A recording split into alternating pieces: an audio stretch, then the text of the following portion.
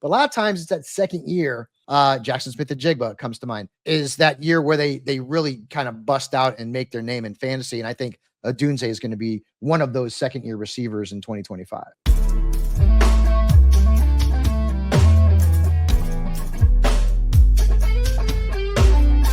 What is up, everybody? We are back on the Sharp Angles podcast. Had a ton of fun talking about the Cowboys, really a therapy session for our guest here, Michael Fabiano. And so we had a lot of fun doing that. We wanted to come back and talk a little bit more about some fantasy specific topics with him. Obviously, go and follow him on Twitter at Michael_Fabiano. A big podcast announcement coming out for him. Following him on SI, you know who he is. You need to make sure that you're following him and listening to him. But we're going to talk a little bit about some players that we are targeting in early fantasy drafts. You know, the fantasy season, it creeps further and further into the year, especially now as we've gotten into best ball and all of that. And so we're already drafting. We've already got guys out there. We're already drafting a lot of teams. I've already drafted a ton of teams. And so there's some guys that in this early ADP are interesting. And we wanted to talk about a few of them. And one of them that I know you like, Michael, is Justin Fields, currently the quarterback 11 over at Underdog, 105 overall. What do you like about Justin Fields? Why are you targeting him this year? I love mobile quarterbacks. And Justin Fields has proven in the past that he can be a top 10, top 12 quarterback. In the 2 years where he was the lead guy in Chicago, now the Bears didn't win, and maybe from a passing perspective, he's not great, and I will be the first to admit that, but being able to run with the football can really ease a lot of the issues that a quarterback might have as a passer. I mean, hell, Tim Tebow is fantasy relevant for a bit of a time in Denver. Let's just go there. But this is a guy who he rushed for over 1,100 yards 1 year. And I believe he's second all time in rushing yards by a quarterback in a single season. Lamar Jackson comes in at number one. But this is a guy in those 2 years where he was a starter in Chicago where he averaged right around 17 plus points in that second year. The first year, he was up in near 20. And then when you look at his stats just as a starter from last year, and I had to do a double take when I looked up the stats, but when you project his 6 starts over a full season, he would have scored 320 fantasy points last year. Go ahead and check it. I checked too. I'm like, wow, I got to be drunk. What the hell? Really? He was on pace for almost 700 rushing yards. And when you're a quarterback and you rush for over 600 rushing yards, you got a hell of a chance to be in the top 12. And keep this in mind. The Jets, number 1 wide receiver, Garrett Wilson. Where did he go to college? Ohio State. Who did he play with in college? Oh, that's right, Justin Fields. So there's already a built-in rapport. And the Jets are going to be a team that's going to lean on the run, at least in my opinion, because they don't have really the pass catchers to do anything else. I mean, the number 2 guy is, Alan Lazard at this point. So, and who knows what's going to happen there. They're going to run the ball. And Justin Fields, again, better fantasy quarterback than a real quarterback. If you're telling me that this guy's going to give me 650 yards rushing, maybe 4 to 6 touchdowns on the ground, 2,400 yards through the air, maybe 15 touchdown passes, 10 interceptions, we're talking about a guy who's going to be in the top 12. And right now, you're getting him in the double-digit rounds. Once again, last year in Pittsburgh, 6 games, he was averaging a point total that would have ended in over 320 fantasy points in a 17-game schedule. Like, think about it. That's better than Jalen Hurts, guys. So the numbers are what they are. Jets are going to run it. Fields is going to be a bargain. I will try to get him in every draft I can, without question. And, I mean, Tyrod Taylor's not going to pressure him for that starting job. It's his job. I mean, 2 years, $40 million. It's his job. And so Fields is the guy that I want. And I can get him as my QB too. And, at that point, I think you're going to be very pleased with what you do. Will there be inconsistencies? Yeah, of course, because he's got deficiencies as a passer. But at the end of the day, when you look at the stats, if Justin Fields plays 17 games for the New York Jets in 2025, he will be a top 12 fantasy quarterback without question. And I think that that last point you added about job security is really important, because with these quarterbacks who have, questionable passing, acumen, we think about Anthony Richardson in this regard a lot coming into this year. Anthony Richardson, if he starts more than 8 games, I'd be shocked this season. Even with he's competing with Daniel Jones, and I would still be surprised, right? Because you can lose that job. The thing with Justin Fields is, and I think your point about job security is really important, is because he lost that job with the Steelers, despite having okay fantasy numbers, as you pointed out there. And we know with his rushing upside, he's a threat to be the overall quarterback one in any given week because of that. That's the old, Rich Rebar Konami code idea, right? And so we know all that, but we would worry about the job security. I don't think you have that worry with Justin Fields this year. So that's an important aspect of this, and I'm glad you brought that up because I think it's a really, really important point. By the way, there's the other side of this. You mentioned, talking about running quarterbacks. There's the other side of this, talking about non-running quarterbacks. That's actually something we're going to get into.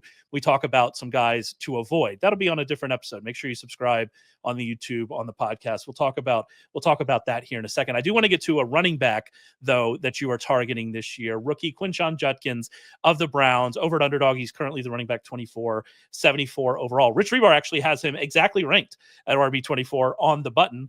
So there you go. You can check out his rankings, sharpfootballanalysis.com. Draft kit to get the draft kit for $5 off. Use promo code SHARP5. That's SHARP, the number 5, no spaces. Check that out. But so he's kind of with you here on Judkins and where he is and where he's being targeted.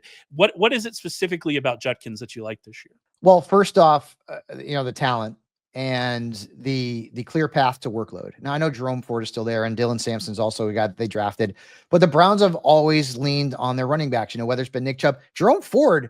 I mean, Jerome Ford's not a superstar, obviously, by any stretch, but when he's had the opportunity, he put up some pretty good numbers.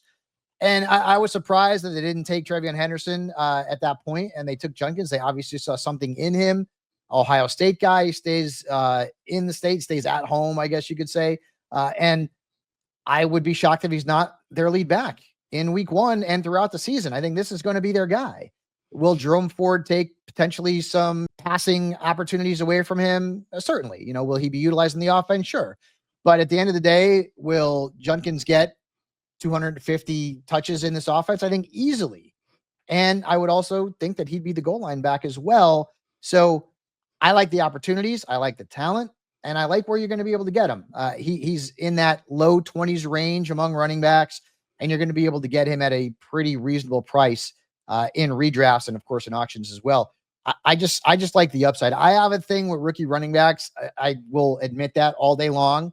I typically love, I was talking about, I like to call them Vidal Sassoon, Kamani Vidal.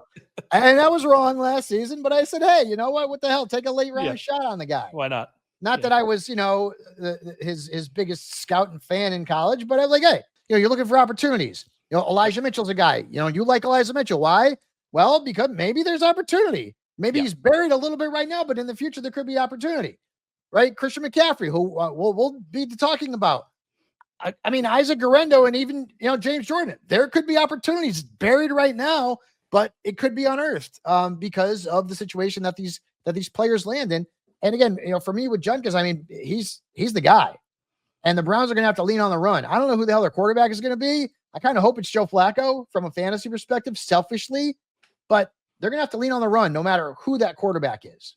Yeah, absolutely. It could be Super Bowl champion Kenneth Pickett, as I officially call him now. But I think that the point about Judkins, the fact that they took him over Henderson, I think one of the things they were thinking about, you brought up Jerome Ford.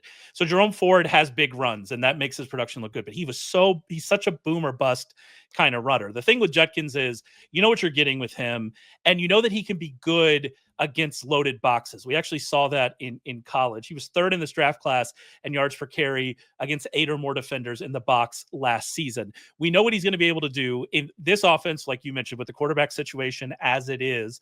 Are they going to be able to lean on him? Like at one point in time, they were able to lean on Nick Chubb. They weren't able to with last year's version of Nick Chubb because unfortunately he's just not there anymore as a player. Can Judkins come in and can they lean on him in that respect? I think they will. And I do think it's different than, some of those other guys you talked about, because I just expect him to be the running back one and that be it. Is the offense good enough?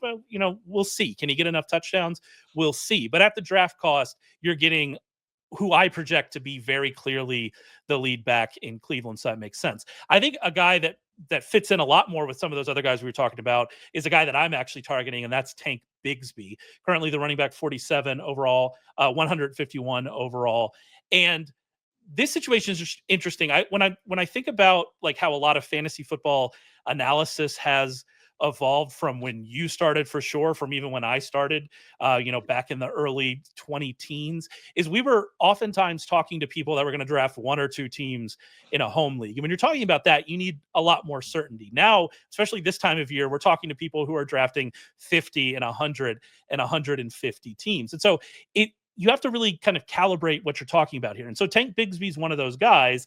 If I was just drafting 1 or 2 teams, I might just avoid the Jacksonville backfield altogether. That might be the best course of action. But if I'm max entering a best ball tournament, I want exposure to Bigsby. I want quite a bit of exposure to Bigsby because he's going 30 spots behind Bashal Tutin and Travis Etienne. I don't know how this backfield's going to work out. You don't know how this backfield's going to work out. We just don't know. That's the point. And I think that Bigsby was so much better in his second season. We haven't seen the same type of, even though they did draft Tutin, we haven't seen the same type of kind of issues between Bigsby and the new coaching staff and front office, as we have seen with Etienne, who obviously is holding out of OTAs. So we don't know what that's going to happen.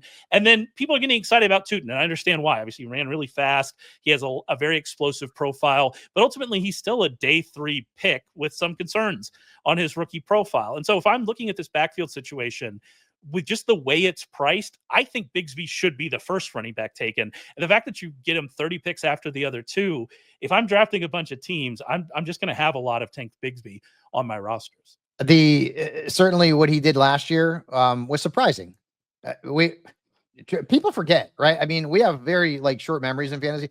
Travis Etienne was legit a top 5 fantasy running back 2 years ago. And that was a significant fall from grace. I mean, we're talking about, top-notch elite type talent, not Christian McCaffrey, but very good, to literally you couldn't play him. Yeah. At all. And it's not like this is a guy who, was like Zach Stacy, so many years ago, or a guy like that, or a Monte Ball. This guy was heavily projected to be a very good pro. And when the Jags got him in the whole Trevor Lawrence thing, whoa, so the fall from grace was amazing. I don't want the Jags backfield. If I do take one, I agree with you, because Bigsy's price, you got to factor in the price there.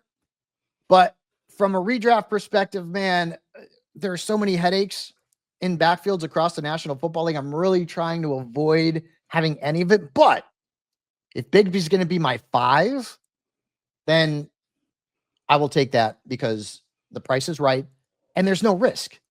If he sucks, who cares? I'd cut him and put somebody else in there. And that was the same kind of thing as Kamani Vidal last year. If he sucks, you just cut him. You took him late.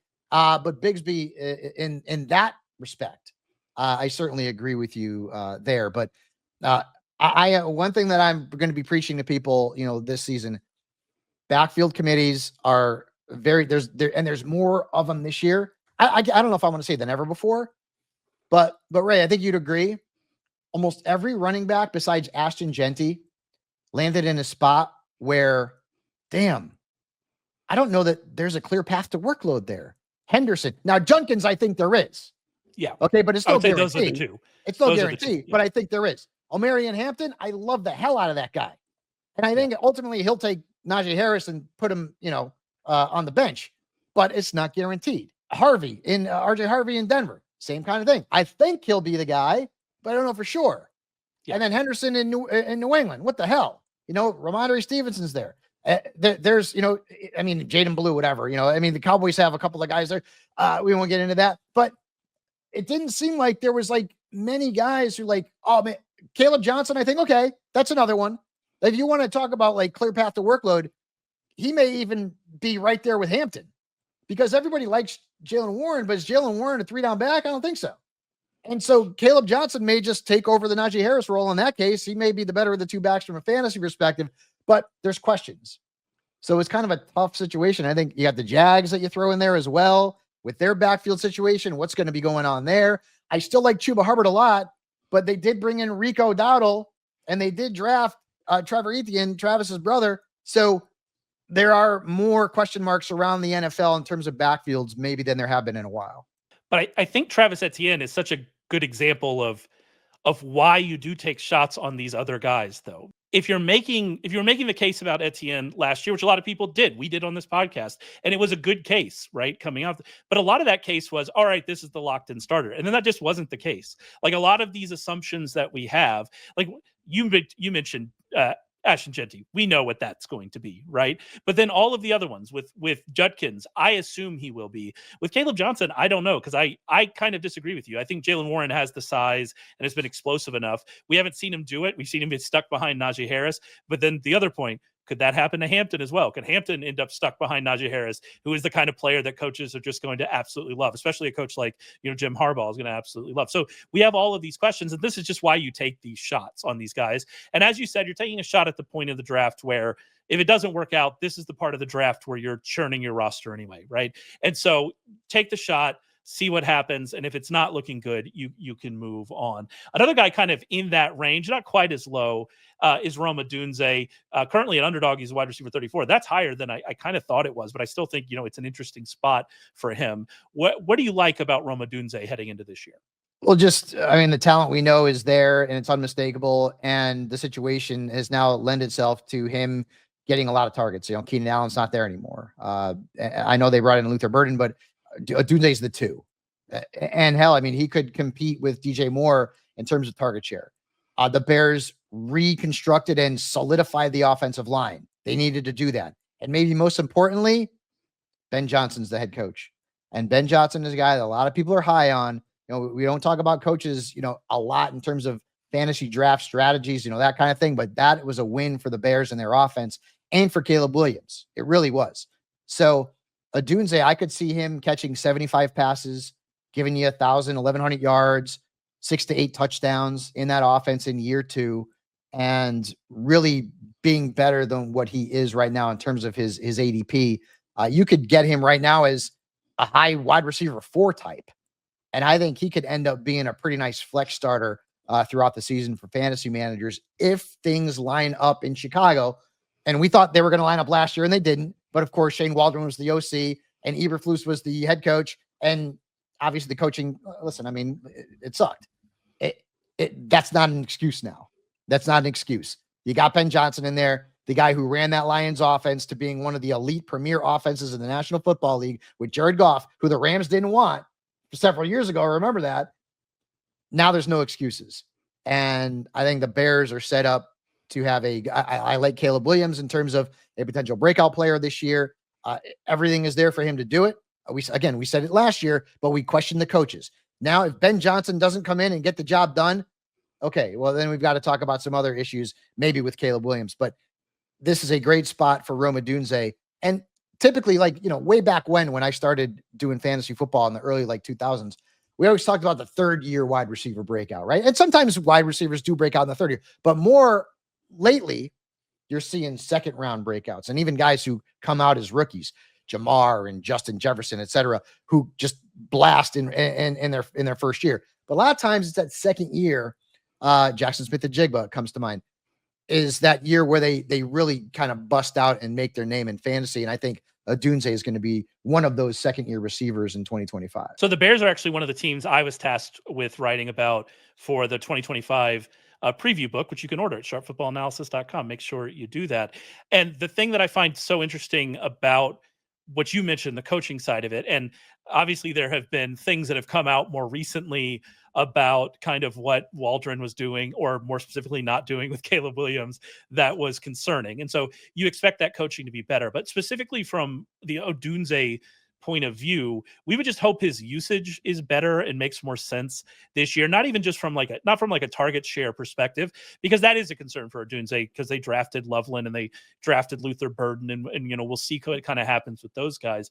But when we're talking about his usage from what kind of targets he was getting, 23.1% of his targets last year were 20 air yards or more. That was top 5 among qualified receivers. 26.7% of his targets were inaccurate throws. A lot of that had to do with Caleb Williams' struggle, but a lot of that had to do with, kind of where he was getting targeted. And that is kind of the kind of player that Odunze is, but he can be used more around the field. We would hope that we see, Ben Johnson get him more of that usage. He's not the same player as Jameson Williams, but we saw Jameson Williams get more full field usage under Ben Johnson once he kind of like showed up and, was able to do that. He wasn't just a deep threat last year. We saw him getting used more around the field. And we saw how that helped smooth out his fantasy kind of games as well when we did that. And so that's what I'm hoping for Odunze, not just that the offense gets better, not just that the coaching in general is better and we get a better Caleb Williams, but that we see Odunze used in more interesting ways. We get him in the slot more, and we just see him kind of used more interestingly. And if we do, I think there is, there's a lot of value here for him, especially like you said with DJ Moore. How much longer is DJ Moore going to be in Chicago, right? Like what's that situation like? They invested again on Burden. They invested on Odunze. What are they thinking about with their future there with, are those are their three with Burden, Odunze, and Loveland, right? And so where does DJ Moore fit in? I think there's a lot of questions, and where with his draft cost, I definitely think you could see him, outplaying that for sure. And as Rich Rebar always brings up, you mentioned the second year, the rookies, these rookies and second year players, those are where the jumps come. This is where the upside is. And so if they have that path to targets, these are really those types of guys that you need to target. 100% agree. And I talked about how I love, rookie running backs, and we've come to now lean on rookie wide receivers. And I mean, to a degree, rookie quarterbacks too, where, CJ Stroud a couple of years ago, obviously Bo Nix. I mean, geez Louise, where did that come from? He was fantastic. Bo Nix, that's one of the best rookie seasons of all time from a fantasy perspective. Bo Nix, right? He was amazing. And, we're seeing tight ends now, Sam Laporta and Brock Bowers back to back. That never happened ever. And then it happened back to back year, rookie tight end, best player in fantasy football at that position. So we're starting to see rookies come in and make that impact. And if they're talented enough, and maybe they didn't end up in a great situation like Smith and Jigba, where he had to contend with DK and Tyler Lockett in year one. Well, all of a sudden, year two, boom, the switch goes off. They start utilizing them a little bit more. So you always want to keep tabs on, the rookies and those second year guys who already have a year of experience under their belt and still have a pretty high ceiling. All right, this has all been very positive, right? We've all been, we're off of our Cowboys lows. We've all been very positive, but now it's time to get really negative. So make sure you subscribe to the podcast, subscribe to the YouTube channel. Michael's going to be back for another episode here of the Sharp Angles podcast to talk about some players that we're avoiding. So make sure you stick around.